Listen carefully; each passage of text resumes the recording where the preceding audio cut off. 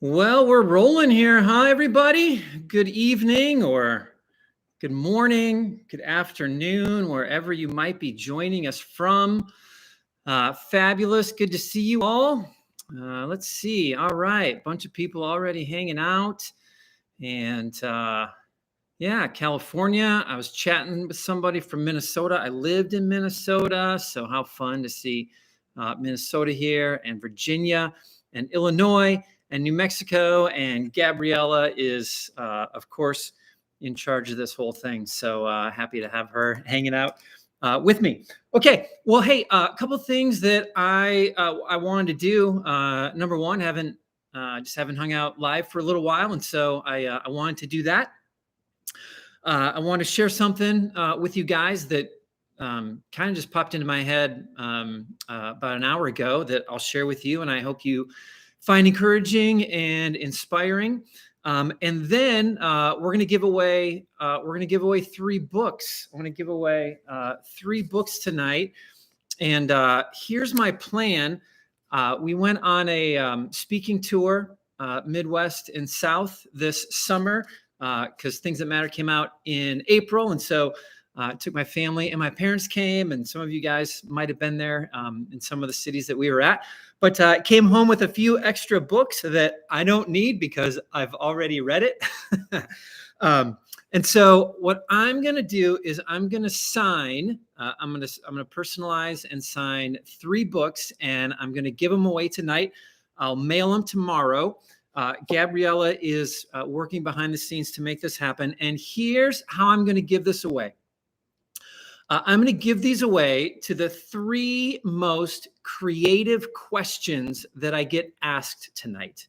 So I'm going to, let me share briefly, and then I'll answer anything you guys want to talk about. And I'm happy to talk about minimizing and happy to talk about decluttering and any of that stuff. But we'll open it up to you guys. You can ask anything you want, and might make it a little more fun to have some random questions in there. And so whichever 3 are the most creative, I will answer. I'll sign the book before I answer the question, and then you work with Gabriella behind the scenes to get it out to you. However, there is only one caveat, and that is this. You need to be in the U.S. to win the book. So you got to live in the USA to do the book. And the reason why is I can send these books anywhere in the US for $3.50. But I don't know how much it costs to New Zealand. I don't know how much it costs to send it to Zimbabwe or South Africa or China. I have no idea what I would be getting myself into. And so I will answer whichever are the most creative questions that get asked. But you need to be in the US, and then I can sign the book and ship them out. So sorry about that. If you're joining us from Canada, I know the Canadian people always feel left out, as well do everyone else.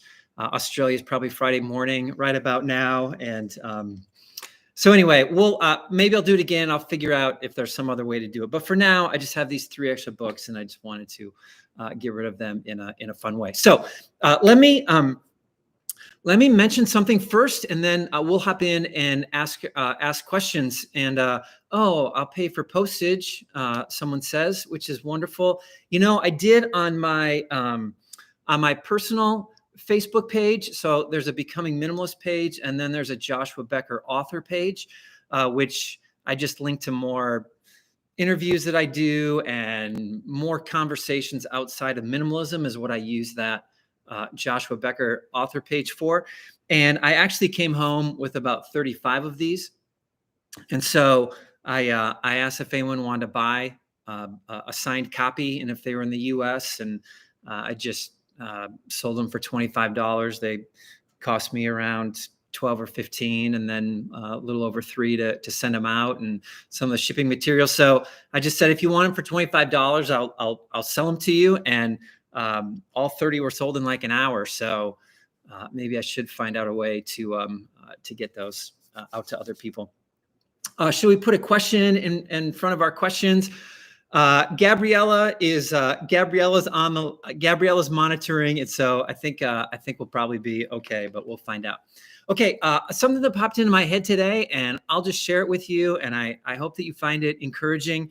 I had two very different conversations, one yesterday and one today. Yesterday, I showed up at a friend's mastermind group with a bunch of like entrepreneurs and people who want to become entrepreneurs. And they just asked me a little bit about writing and my business and my career. And so I was just talking to them. And someone asked me, how do you deal with criticism in your life and negative feedback? And then that was yesterday. And then today I was doing a podcast for parents of teenagers. And the person asked me, how do you help teach contentment to teenagers? And so how do I deal with criticism and how do I deal with contentment? And surprisingly, I answered the same way for both questions, which is interesting to me because I don't feel like they have a lot in common. And yet I think the answer is exactly the same for both of them. And here was my answer. They said, how do you deal with negative reviews and how do you deal with criticism? And my response was, if I'm being true to my heart, if I'm being true to my values, if I feel like I'm walking in a way that is fulfilling an important mission, the good work I feel called to accomplish in the world, the way that I can bring about the most good for the most number of people, if I feel like I'm walking down that road with that motivation, then I can handle criticism better because they may not like the way I'm doing something or the way I approach something. But if I know that I'm being true to what I think is important, then like there's still a time and a space for feedback from other people. But when a stranger sends me an email about why are you doing that, like I know the answer because my motivation isn't torn. My motivation isn't duplicit. Is that the right word? Where I'm not, okay, I know deep down I'm just doing this for the money, then that criticism can really sting. But if I know deep down I'm really doing it because this is what I think is important to do, then the criticism is much more unfounded. Similarly to when we talk about contentment in life, I think I find the most contentment and the way we most find contentment and overcome envy in our lives is to know that we're living true to our values and our passion and our pursuits and what's most important to us. And I always think the best example is, let's say I have, I pursued a minimalist lifestyle, and so I have more money available. And so I use my money to support a cause. We started a nonprofit called The Hope Effect back in 2015, and a lot of our money goes towards that nonprofit. If my money is going towards solving, our goal is to solve orphan care around the world. So my goal is when I give money that direction and my neighbor comes home with a new car or a new boat or a big screen television, I'm less envious, I'm less jealous because I know that my money is going towards something that I think is important. If I was constantly spending my money on buying new clothes or wanting a bigger house or a bigger screen television or a newer iPhone or something, and like I knew I was buying things that weren't important to me, then maybe I get the bigger screen television and then my neighbor comes home with a boat and I'm like, oh man, I should have bought the boat rather than the television. And so I think when we're torn in how we're spending our resources and the things that we're pursuing, that this is when criticism can get to us, that this is when envy can get to us. And honestly, I think that the best thing that we can do, if you've read Things That Matter, my new book, it's all about let's discern what's important in life and what's meaningful in life, and let's begin removing the distractions that allow us to pursue that thing, pursue that problem, pursue that calling that we have in the world. And the more we do that, the more criticism and envy begin to just slide off our backs as opposed to sticking with us. So anyway, it was just interesting that I had the same answer for both of those questions. Maybe there was a better answer for both of them. I don't know, but I was good. Okay, so here's what I'm going to do. We're going to give away 3 books to the 3 most creative questions. And obviously, I'm going to hang out. My plan is to hang out for an hour, so stick around as long as you want. And as they roll in, I will answer them. Gabriella's keeping an eye on them, and she's going to send them to me. And then I'll fill in plenty of decluttering questions along the way, because surely that's what you're hoping for. So let me start with. I'm going to start with a question that I got on the YouTube community tab. So, hey, if you're new to the YouTube channel, if you came over from Facebook, I'd love for you to subscribe to the YouTube channel, and you can check that you want notifications. And then when I announce I'm going to be going on live, you'll know, or when we put up new videos, we do new videos every Friday.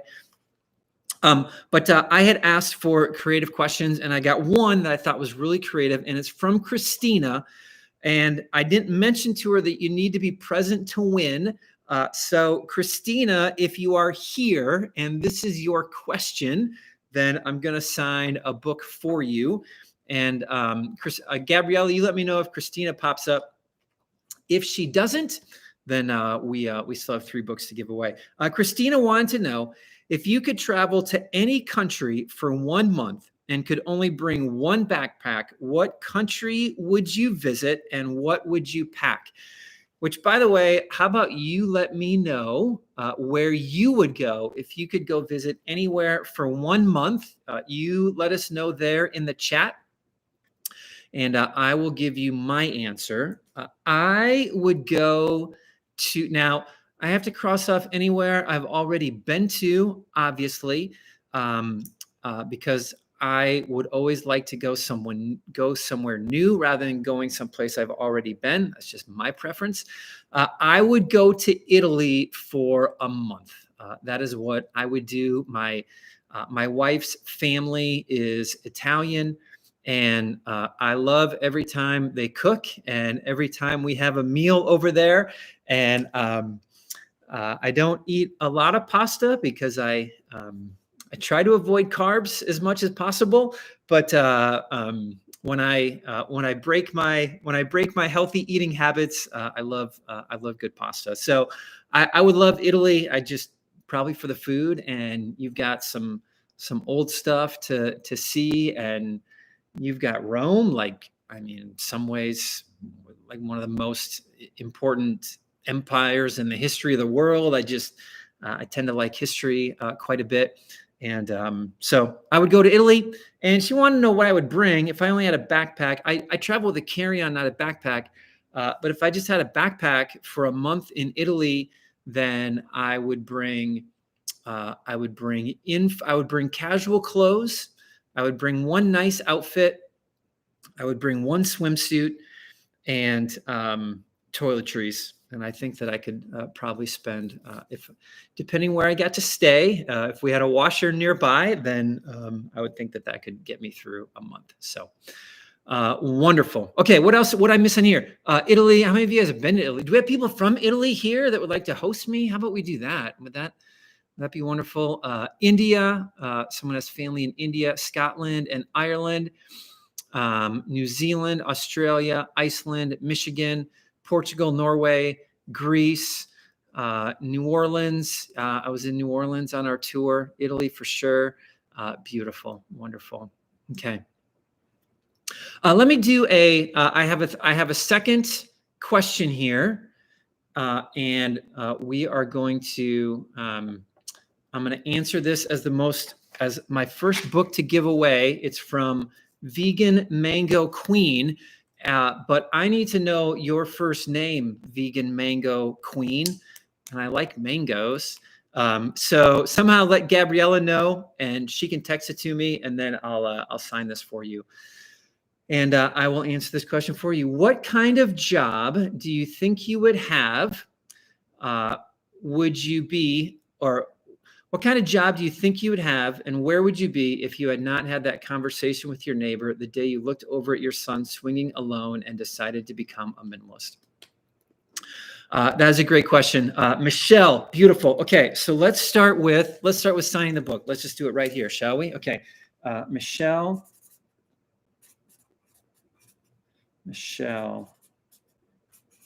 your life matters.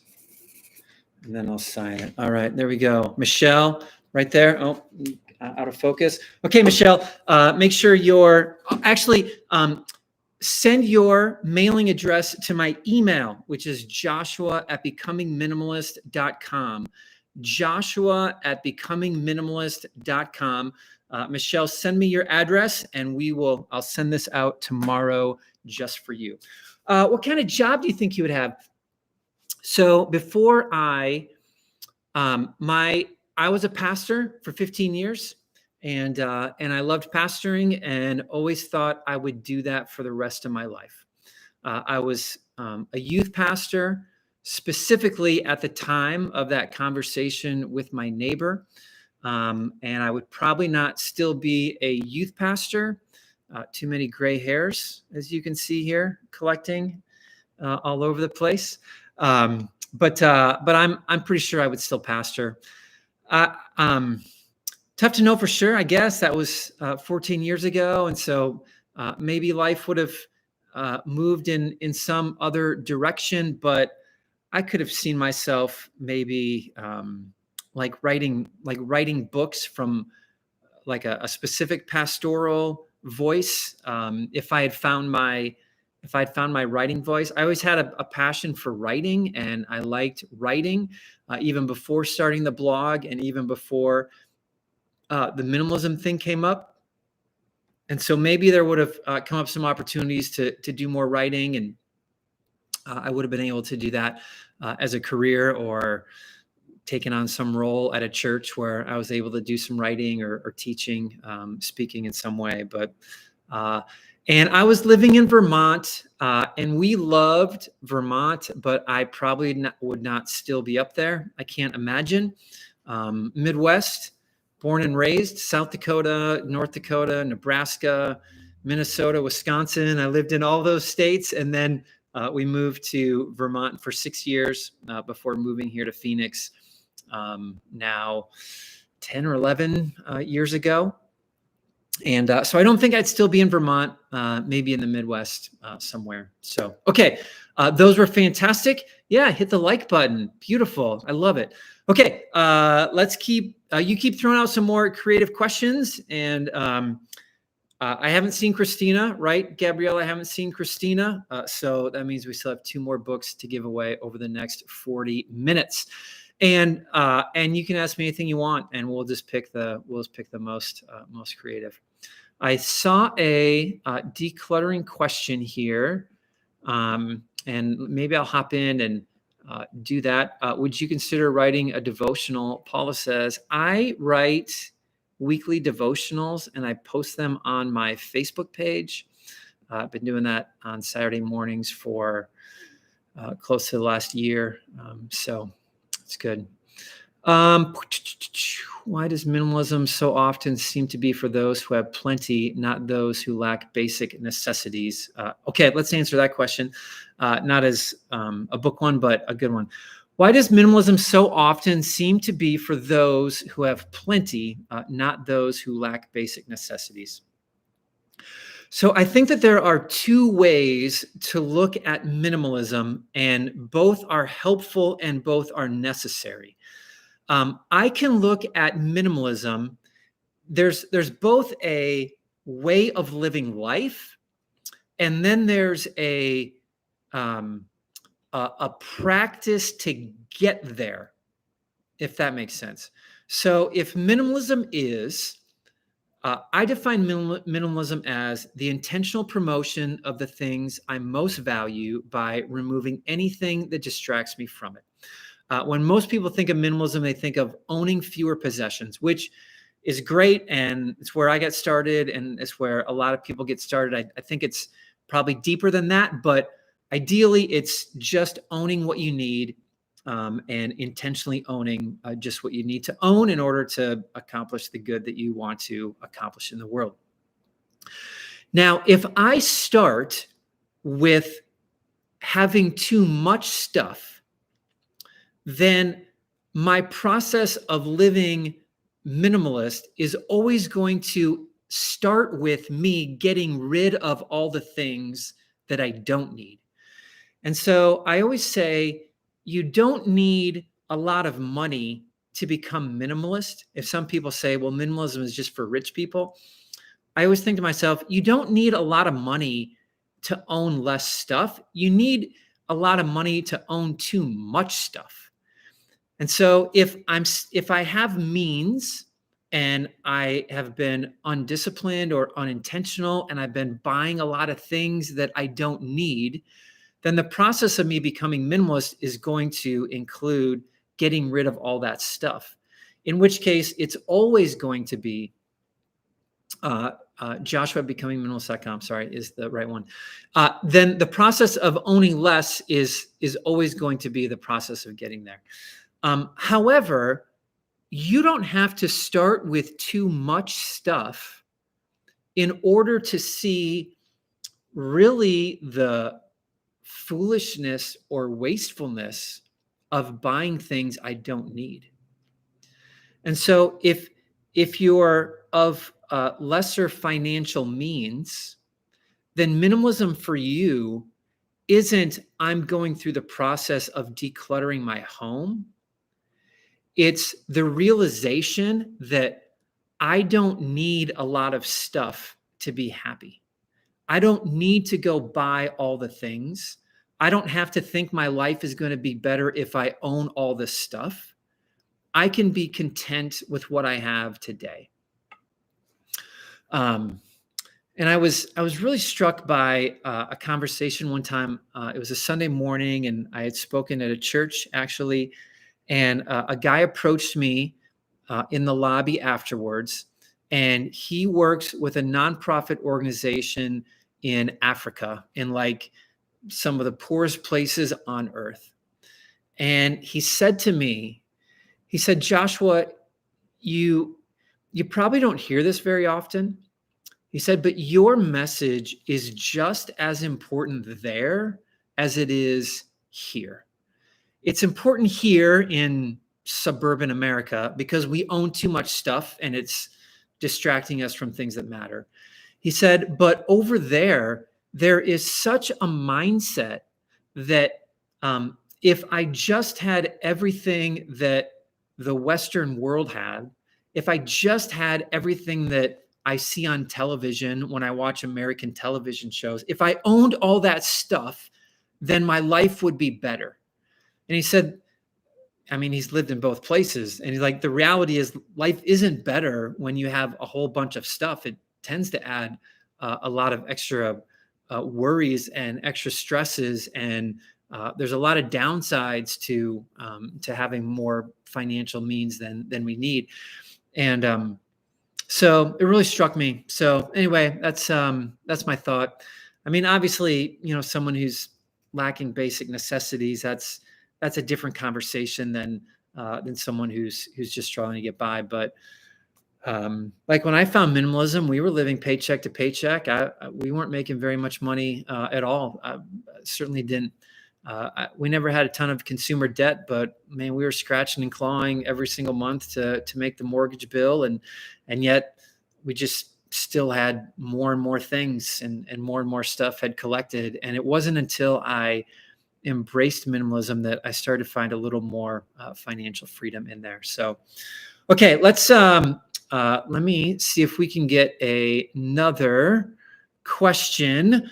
I have Christina is present. Christina is here.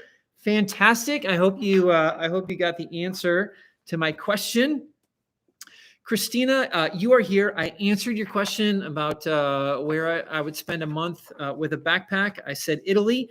And so if you can send me your mailing address, joshua@becomingminimalist.com, then I will send this book to you right now. I am going to sign it.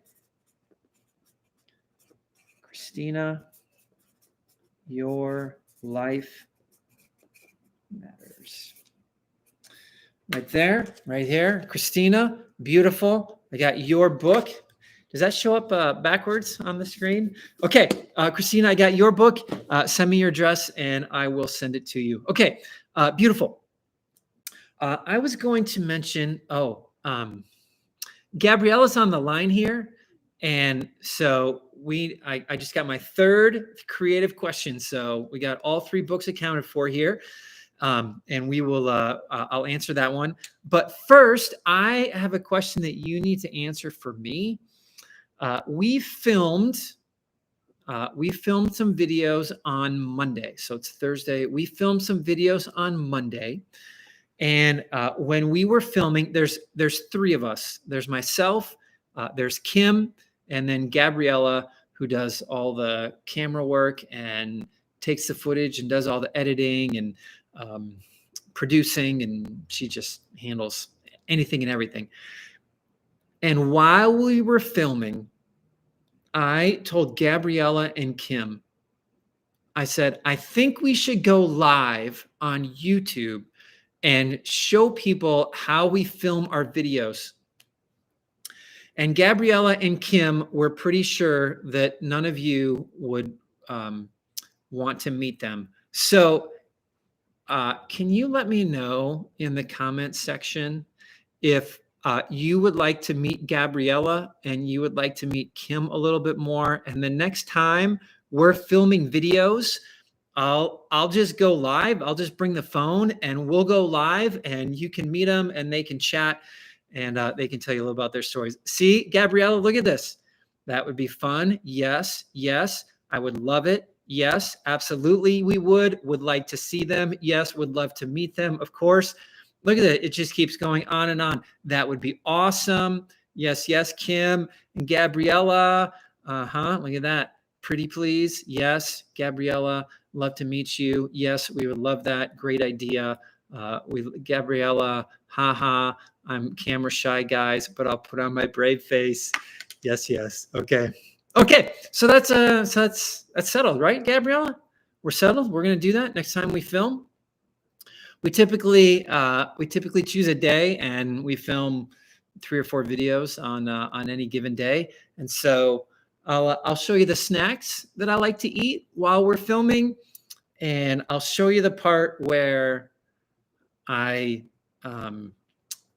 am energized and excited, and not the part where I lay down on the couch exhausted after filming. How about that? Would that be good? Okay. Someone wants to know if we can still ask questions even though all the books are accounted for. Yes, please. Yes, please keep asking. Okay. Let's do our third book that we're going to give away, and the winner is Jen. And so let's do Jen. Your Life Matters. Joshua Becker. Beautiful Jen. There you are. You send me your mailing address, joshua@becomingminimalist.com, and I will send out all 3 of those books tomorrow. Here is the question. If you had a day to spend with a person who has passed or is a hero of yours, who would it be and what question would you ask them? Bonus, what meal would you eat with them? Well, if I could spend a day with one person, if you know how important my faith is to me, then you know the easy answer is Jesus. Although, that would be quite a life-changing day. I would probably pick him. But I'm going to give you two. One that I wouldn't even know how to handle myself, and then one that I would really love to ask some questions of. So my favorite, other than Jesus, like my favorite historical character is Alexander the Great. I just in terms of he conquered the entire known world by his early 30s. I always think of Alexander the Great as someone who is it would be fun to meet and fun to know his story, and I don't know, figure out a little bit about how he became who he was. But I I am not a warrior, and I'm not a military leader, and I'm not a political figure in any way. And so I'm not even sure how I would even know what questions to start asking. I wouldn't even know what questions to start asking him. There's an old preacher by the name of A.W. Tozer, and I really enjoy listening to his messages. He's old. He was preaching maybe in the 1950s or 60s or something like that, but yeah, I can still find a lot of his messages online. And so sometimes I like listening to that. I learned from a guy named Gary Thomas. He told me it's important to read books from other centuries. And he said, because everyone writing today is living in the same culture and same society that we are all living in today. And so there's a lot that we can learn from people writing today. But when you read from someone who wrote in the 1800s or 1600s or 1400s or third century, when you read people who were writing back then, they shine a different light on our society today, because they didn't grow up in the same cultural influences, and so they just have a different viewpoint on what's happening in the world. And so I sometimes like listening to older messages from older religious figures and pastors and preachers. And so I would choose A.W. Tozer. What meal would we eat with him? I have a hard enough time knowing what my friend would like for food. So I don't know. I suppose we'd go out for a nice steak restaurant, probably, or I'd want a nice restaurant, a place where, some restaurants are designed to get you in and out pretty quick. You got fast food on one spectrum that makes their chairs uncomfortable on purpose so that you don't hang out a long time in their restaurants. And then you have your Applebee's and Chili's, who obviously you're going to be there a little bit longer, but it's not really made for you to spend hours there. I would choose some restaurant where we could hang out for quite some time. So, okay. Wonderful. Those were good. Okay. Gabriella, thanks for finding those three, and I will send out books, and I'm going to have you guys keep asking questions. Have you studied Stoicism? It seems to mesh well with minimalism. I think it absolutely does, and I can't say that I've studied it. I like Ryan Holiday and enjoy his books, and enjoy some of the stuff that he reads about it, writes about it. And so that would be like a middleman, right? I'm not reading a lot of books from the Stoics directly, but reading people who do and talk a little bit about it. So that would probably be the way to do.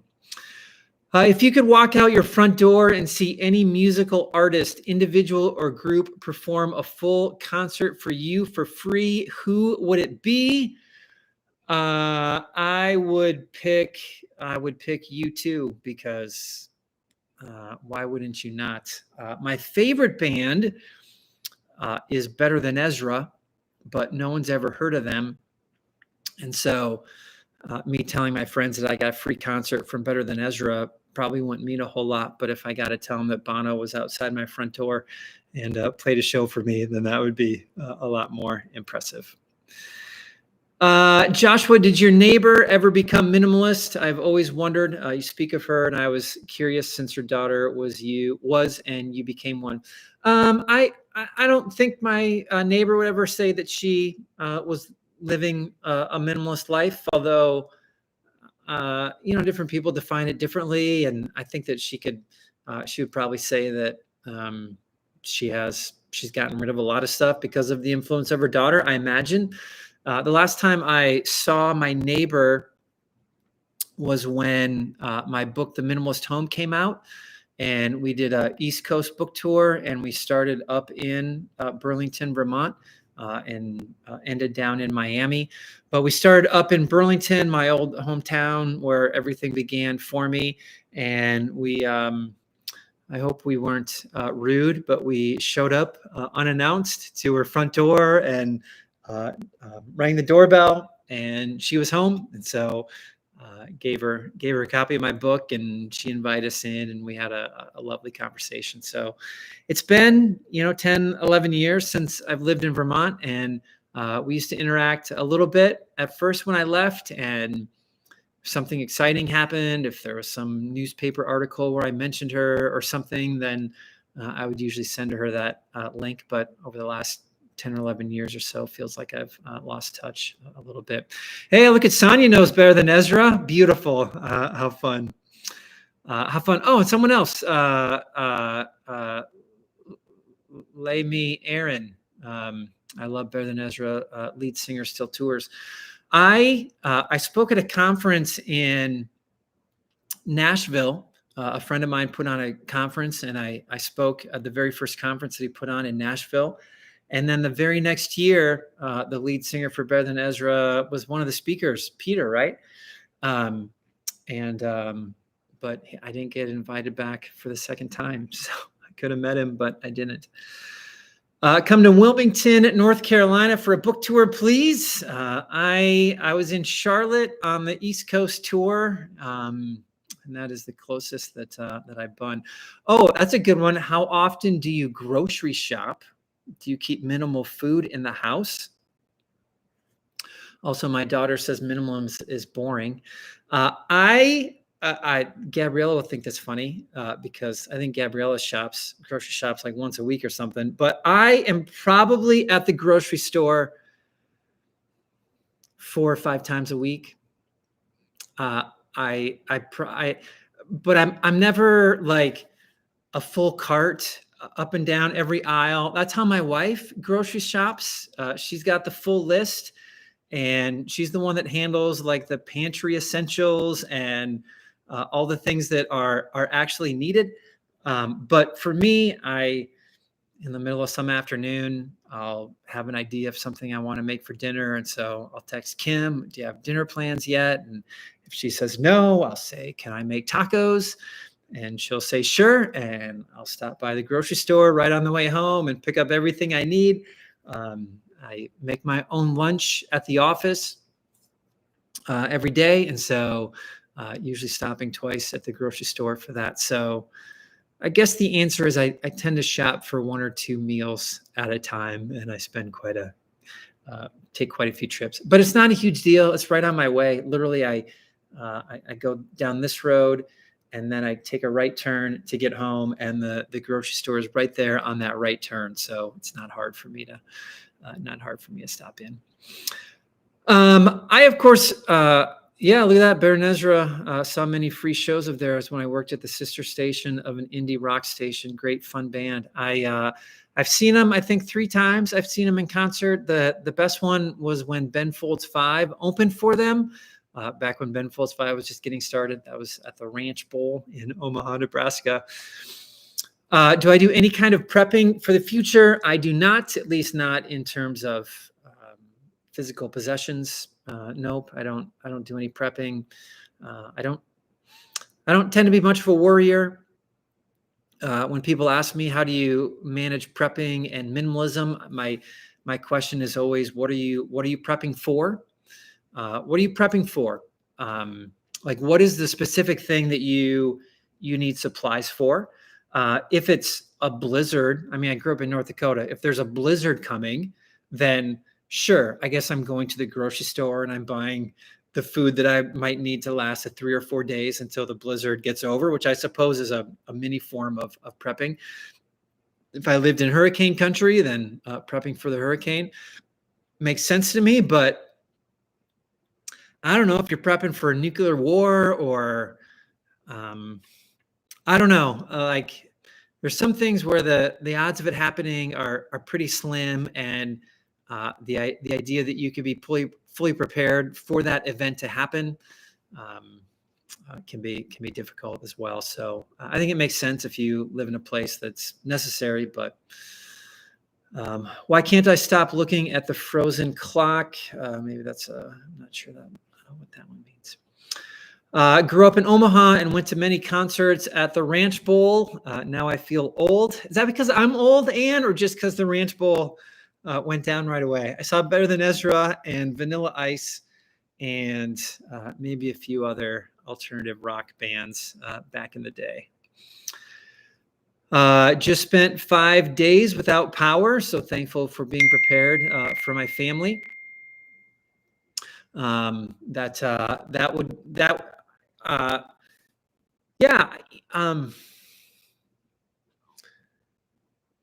had a friend, Jeff Schinneberger. Actually, he wrote about it in a book called More or Less, Choosing a Lifestyle of Radical Generosity or something like that. And him and his wife decided that they were going to see how many days of food they had in their home. So their goal was to see how long they could go without buying any food. And they lasted like 37 days or something. And he'll admit that the last 6 or 7 days were pretty crummy and no one was really enjoying the food that they were eating.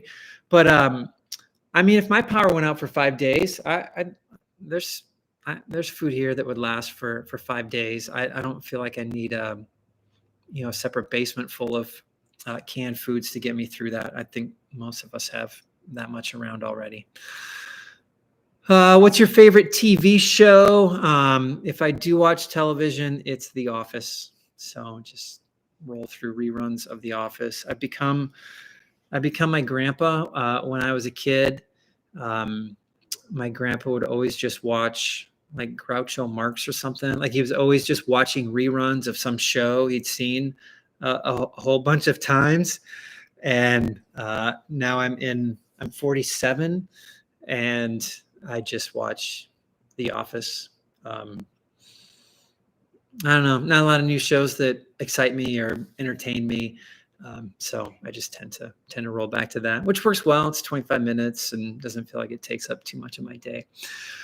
We have a birthday, right? Ayla is 12 years old. Is that right? Ayla is 12 years old. Happy birthday to you.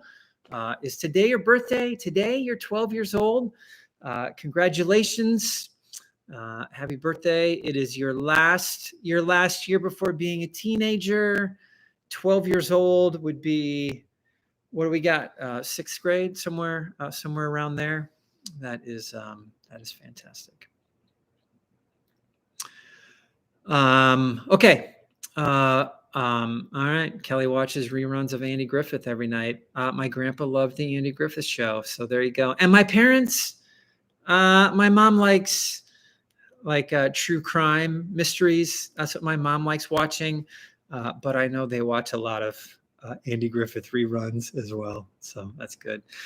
Do you bring back gifts for people when you travel? And if so, what? I do not. No, I don't. I don't bring back gifts. If I do, it's a food item of some sort. So trying to think of a recent example, but yeah, I like if I like bringing home, like if I'm in a different country, I like bringing home like a unique candy from the country that I'm in. If I happen to go somewhere and there's some food that I could bring home. But my family likes food. My family likes different foods and likes trying different things. My kids enjoy that, and so it tends to be a pretty good gift. Okay, this is good. I got about 10 more minutes here. If you could live in any year you lived through, what year would it be? If you could live in any year you lived through, what year would it be? 2020? Obviously not. I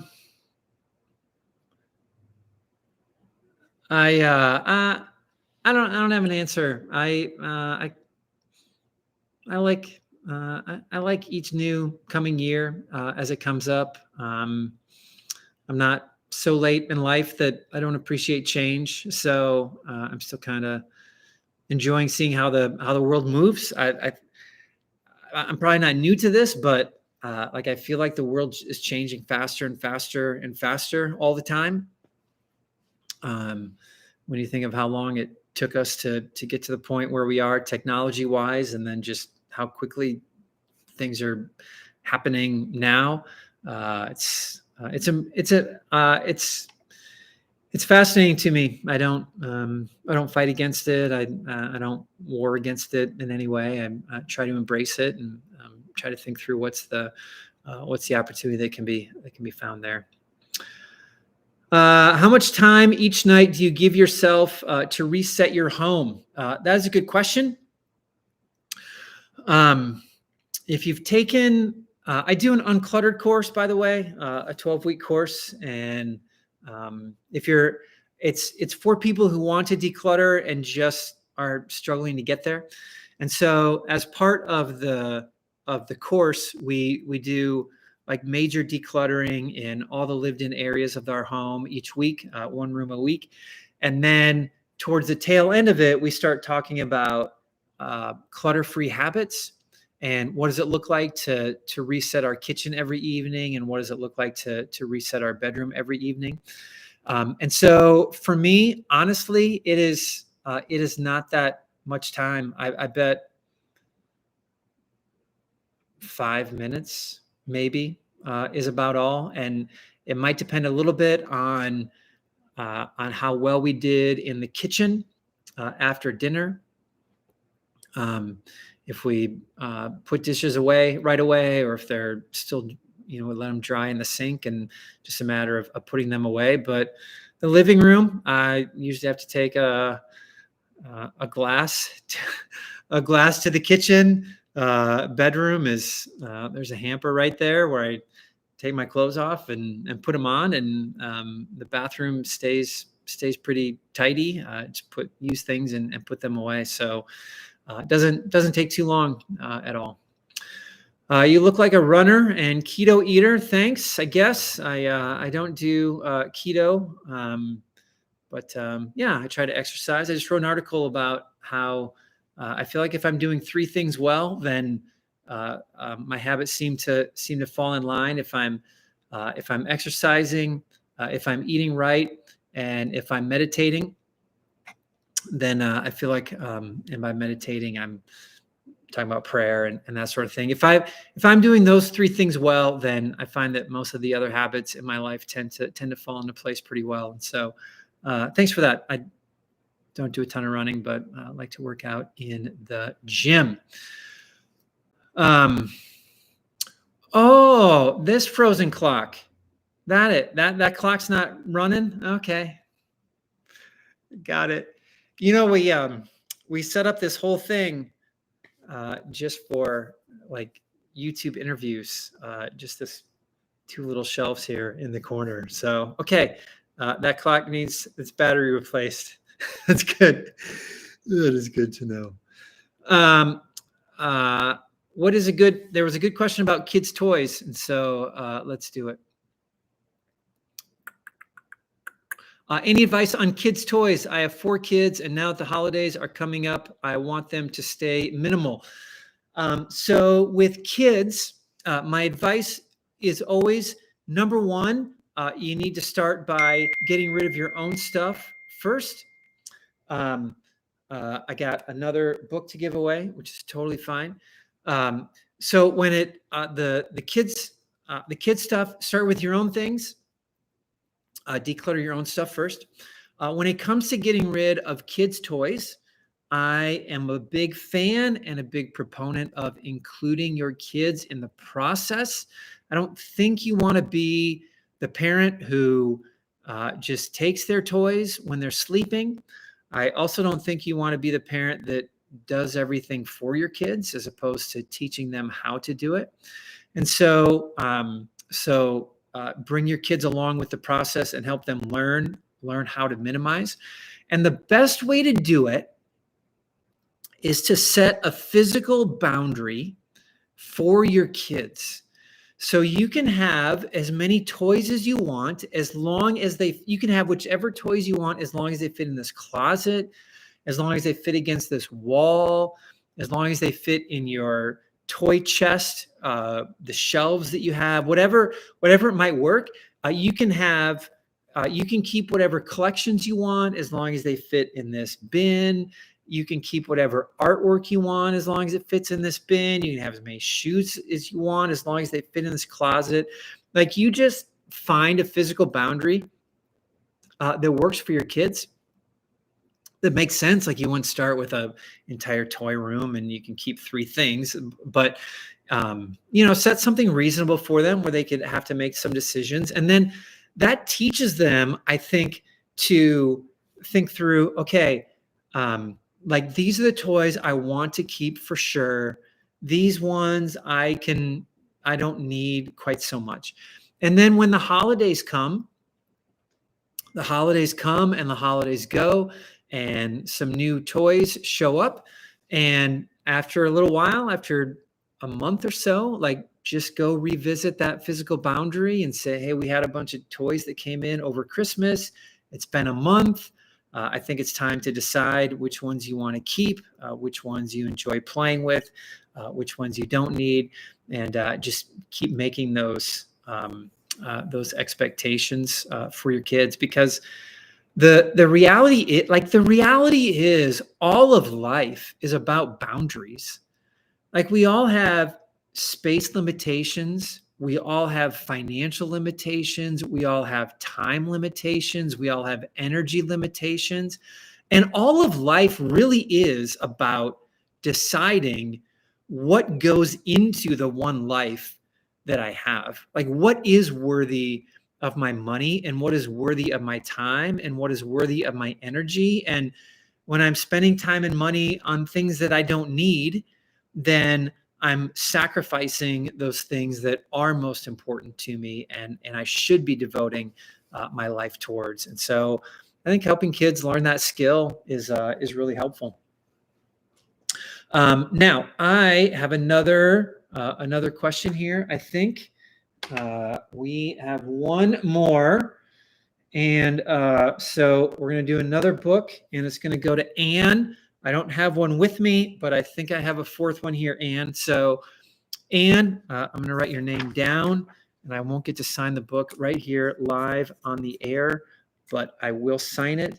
I just wrote on my finger with a Sharpie, but I'll sign it and I'll send it to you. Okay. Have you ever taken minimalism too far with your spouse? My husband came home and I had donated the couch. He was giving me the side eye, thinking I would donate something else big. Have I ever taken minimalism too far with my spouse? I did, actually. I learned a pretty valuable lesson pretty early on. I'll tell you the story because it's funny. I write about it in the More of Less. But so my wife was on board with minimalism and owning less, but I was really the one driving the movement in our home. And was the one most motivated to do it.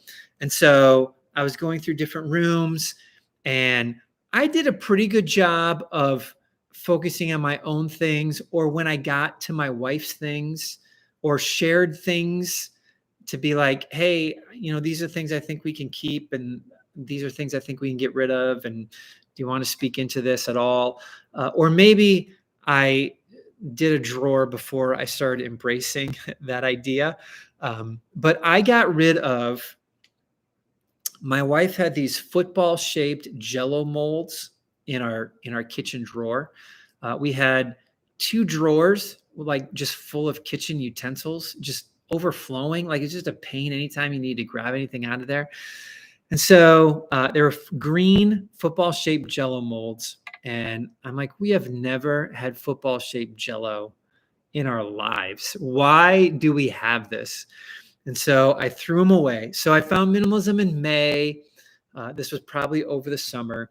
My son's birthday is August 22nd. And on August 22nd, we were getting ready for his party. He would have been turning 6. And my wife screamed from the kitchen. She said, Joshua, where are the football Jello molds? And I was almost afraid. I mean, she knew the answer, but I was almost afraid to have to say it. But I said, I threw them out. And she goes, oh, she was so upset. We were having a sports themed birthday party for my son. And so she had gotten these football shaped Jello molds, and the Jello was going to be football shaped. And I threw them out. So I usually end the story by saying we had football field shaped Jello for the party, which I think is funny. I think it's funny, but she does not think it's funny that I say that. So yes, I took minimalism too far with my spouse, and that's really where I learned. And as I tell that story in the More of Less, I talk about how do we handle this with a spouse, and like the better solution is I'm going through the kitchen, and I've identified all these things that I don't think we need anymore. Honey, will you take a look at this pile, and just, if there's anything in here that you think you need to keep, then just keep it, and we'll get rid of the rest. I really think it's the way where there's always one person I think who's driving this more than the other in the family. And the way to do it, I think, is to lay out some of these shared possessions that you think are no longer needed, and let your husband or wife have veto power there. So, okay, wonderful. Did the same thing with the pizza stone. Got it away, threw it away. Beautiful. Okay, this is good. He chose 3 very interesting questions during the live. Well, you can thank Gabriella. Gabriella picked out all of those. And wonderful. You don't need a broken clock. I know.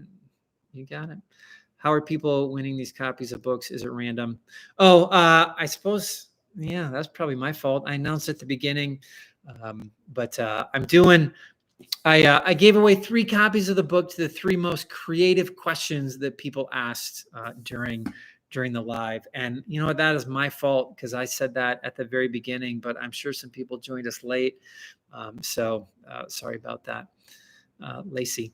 All right, everybody. Thank you so much for hanging out. I think we convinced Gabriella that the next time we film YouTube videos, that I should randomly go live, and we should record.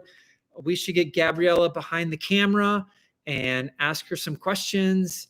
And we should show you my wife's job while we're doing that. And I'll show you where I like to stand when we film them. I'll show you the snacks that we eat, which is almonds or yogurt parfaits, and fresh fruit, and Luna bars, right? Luna bars are the mashups. Okay. Talk to you all, everybody. Thanks so much for hanging out. This was great. And as always, we will do it again. Appreciate you. If you're new to the channel, subscribe, click like. All those things are always super helpful for me and for the channel. Appreciate you all. Bye.